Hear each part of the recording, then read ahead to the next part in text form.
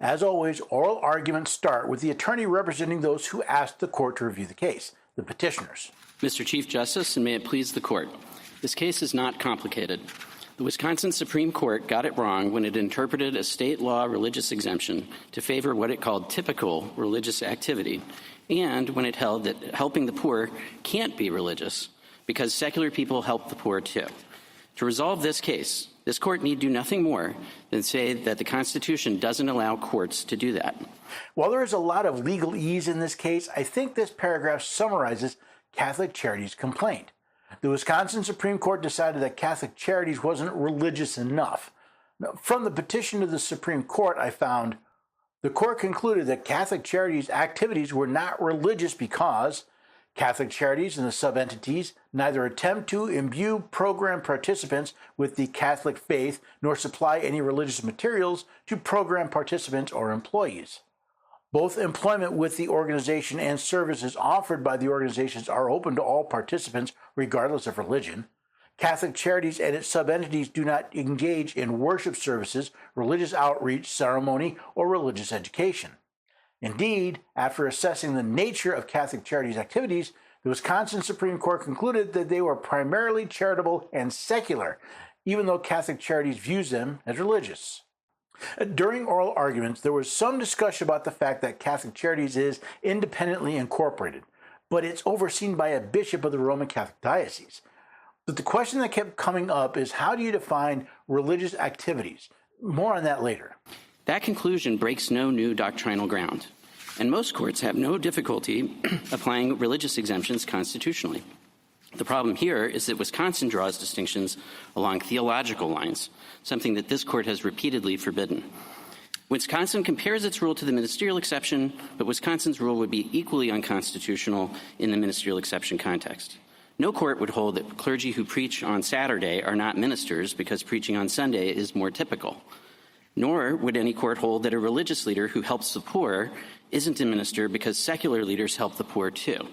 By that measure, Mother Teresa might not qualify. The state tried very hard to equate the unemployment tax exemption with what is known as the ministerial exception.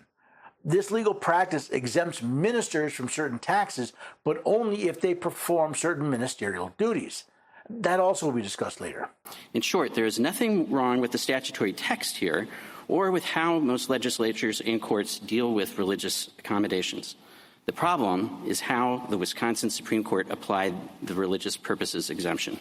I welcome the court's questions. One of the frequently referred to hypothetical situations was brought up by Chief Justice Roberts. What if you have a religion that thinks it's a sin to eat meat, and they, to promote the eating of non-meat dinners, they open a restaurant, but it's only vegetables and non-meat.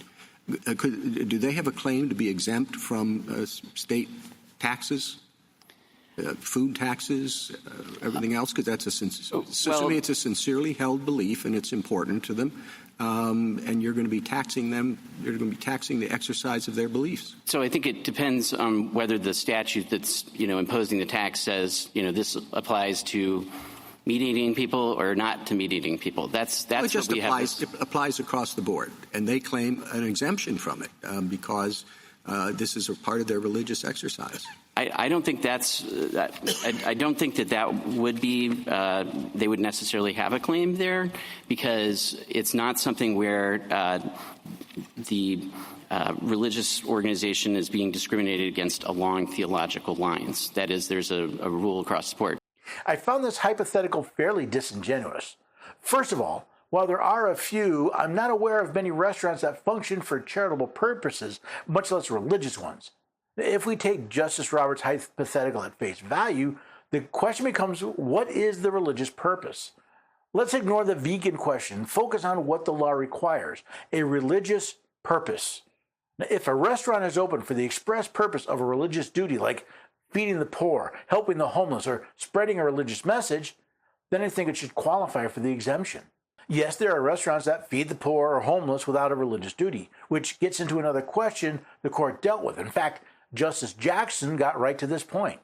So can I just be clear on your argument, because I'm just wanting to understand it.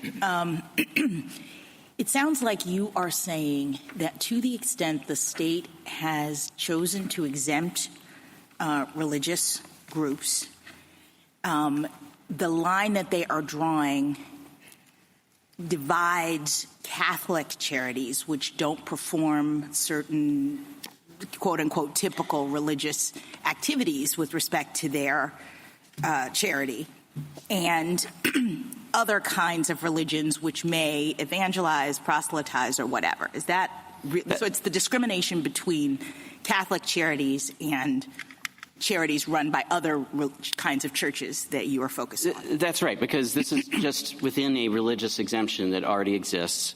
And they're disfavoring Catholic charities because they serve non-Catholics, because they hire non-Catholics, and because they don't proselytize. According to the Wisconsin Supreme Court, the only religious purpose they recognize for this exemption is promoting your religion. Several of the justices will delve deeper into this when they question Colin T. Roth, attorney for the Wisconsin Labor and Industry Review Commission. Now, let's look at the arguments from the United States in support of Catholic charities.